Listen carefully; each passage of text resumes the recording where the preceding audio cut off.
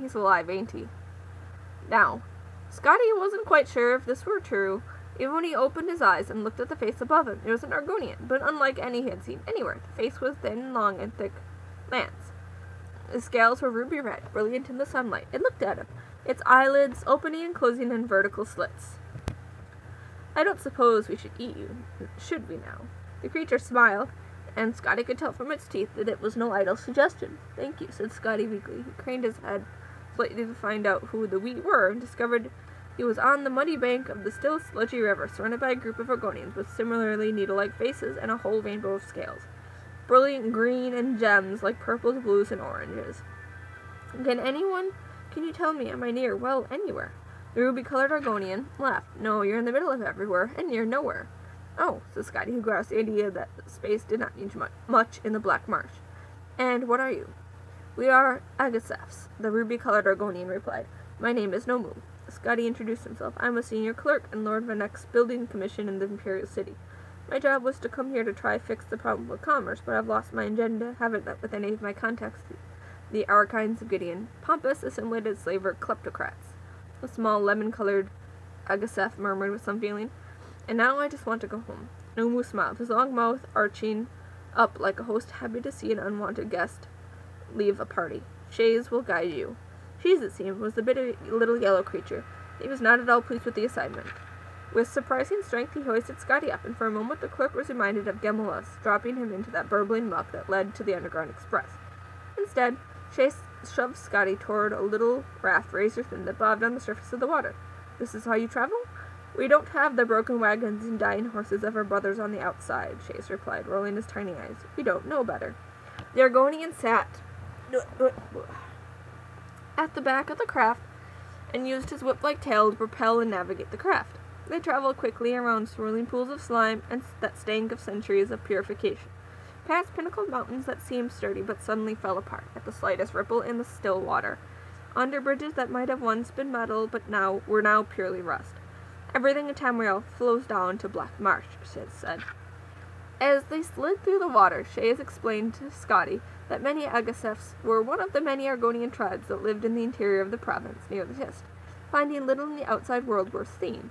He was fortunate to have been found by them. The Nagas, the toad-like Patru, and the winged Sarapa would have killed him on the spot. There were other creatures, too, to be avoided. Though there were few natural predators in inner Black Marsh, the scavengers that rooted the garbage seldom shied away from a living meal. Hack wings circled overhead, like the ones Scotty had seen in the west. Shays fell silent and stopped the raft completely, waiting for something.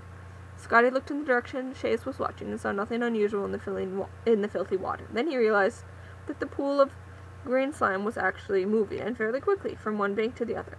It deposited small bones behind it as it oozed up on the reeds, and disappeared. Voriplasm, Shays explained, moving the boat forward again. Big word. It'll strip you to the bone by the second syllable. Scotty, desirous to distract himself from the sights and smells that surrounded him, thought it a good time to compliment his pilot on his excellent vocabulary. It was particularly impressive, given how far from civilization they were. The Argonians in the east, in fact, did speak so well. They tried to erect a temple of Mara near here, in Umpoholo, 20 years ago, Shays explained, and Scotty nodded, remembered reading about it in the files before they were lost. The elk perished quite dreadfully of swamp rot in the first month, but they left behind some excellent books. Scotty was going to inquire further when he saw something so huge, so horrifying, it made him stop, frozen.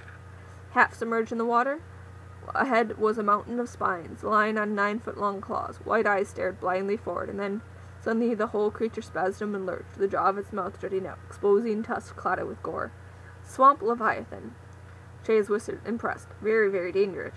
Scotty gasped, wondering why the Agaseph was so calm, and more, why he was continuing to steer the raft forward towards the beast. Of all the creatures in the world, the rats are sometimes the worst, said Shays, and Scotty noticed that the huge creature was only a husk. Its movement was from the hundreds of rats that had burrowed into it, rapidly eating their way from the inside out, bursting from the skin in spots. They are indeed, Scotty said, and his mind went into the Black Marsh files, buried deep in the mud in 4 decades of imperial work in Black Marsh. 2 continued westward through the heart of Black Marsh.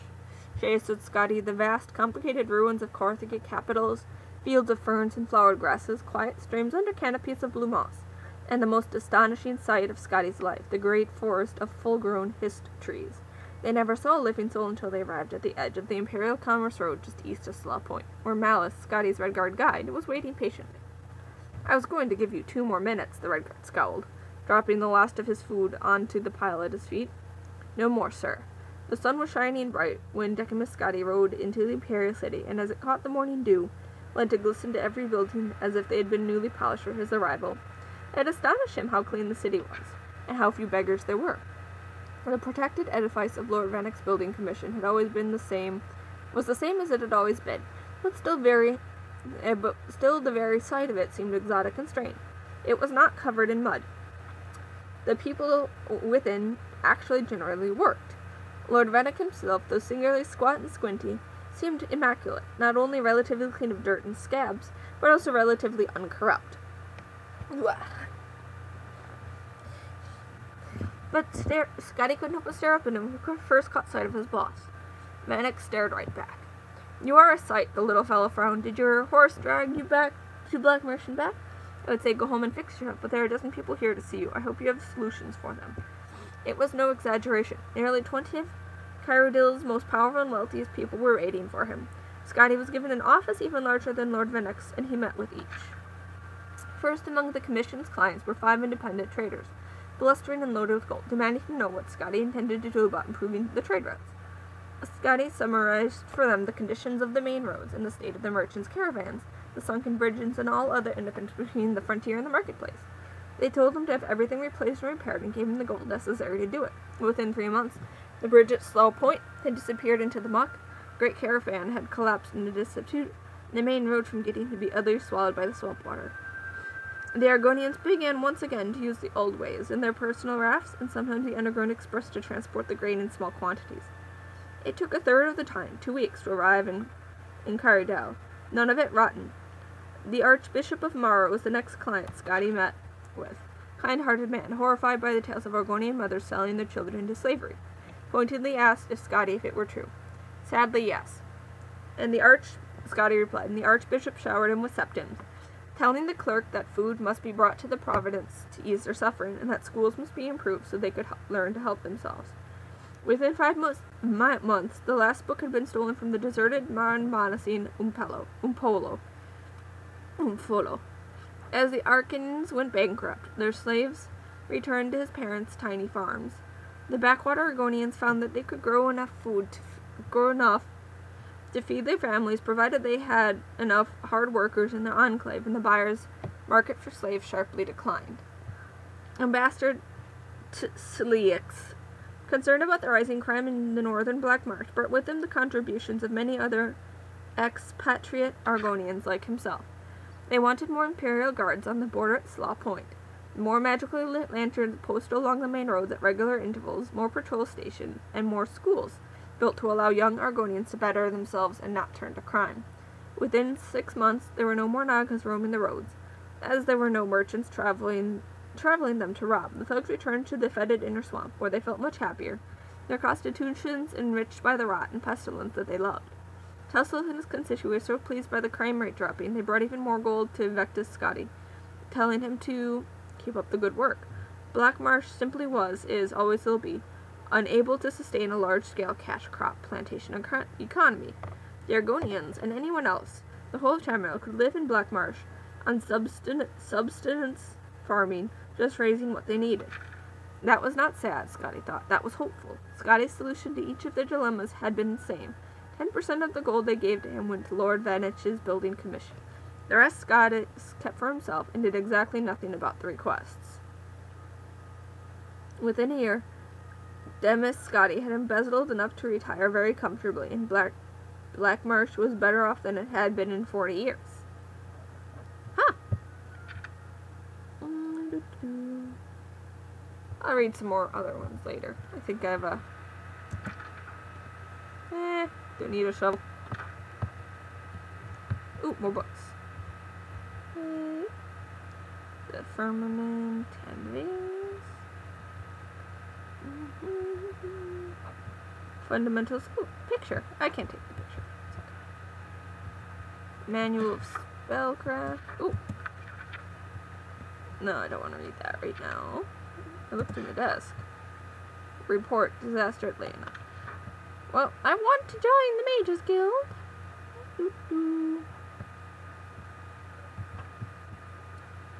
Maybe I'll go take a look at the Thieves Guild. Ooh, there's books in there. I don't want to try picking the lock. I'm too lazy. Alright, let's go outside.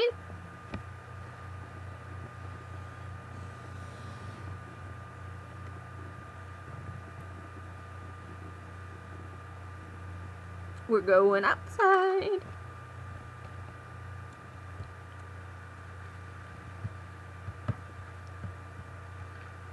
Cause I think, hi.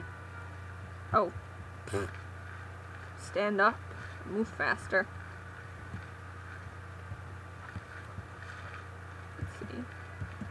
Let's jump. Let's jump again. No. Let's jump again. Controls. Jump, jump, jump, jump, jump, jump, jump, jump, jump, jump. Oh, E.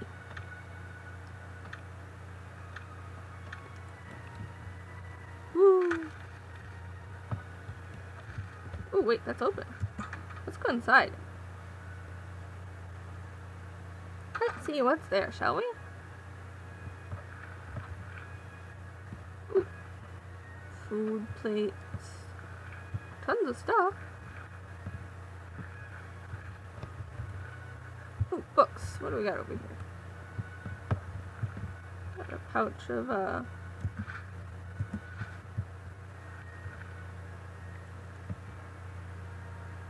Darkest Darkness, Fundamentals of Alchemy.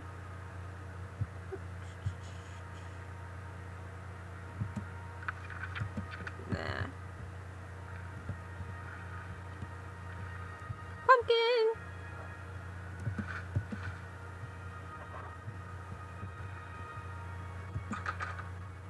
Ooh, go on. Back.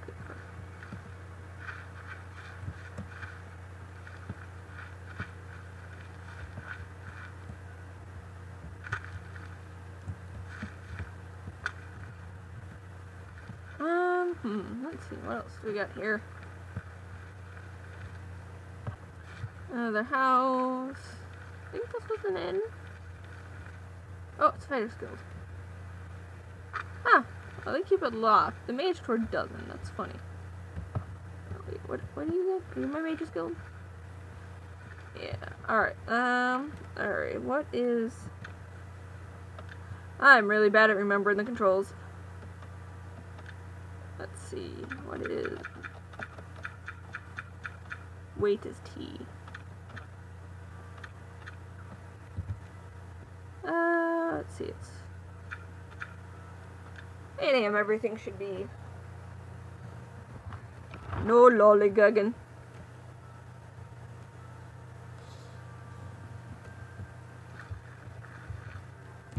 Let's talk to the Fighters Guild. Must have a clean criminal record to join. At the moment, that'll be easy enough to do, right? Miss, you're not afraid of trouble, are you? You'd like a Fighters Guild. Haha! If you're looking to join up, you should speak with Velena Daunton in Corn, Azan in Anvil, or Burj Grokash in Chainbow. Yes. If you're interested. Oh, okay. What room is it? I'd like to learn more about spellcasting. Might have to head over. Okay. All right. Oh, okay, well I guess this is the...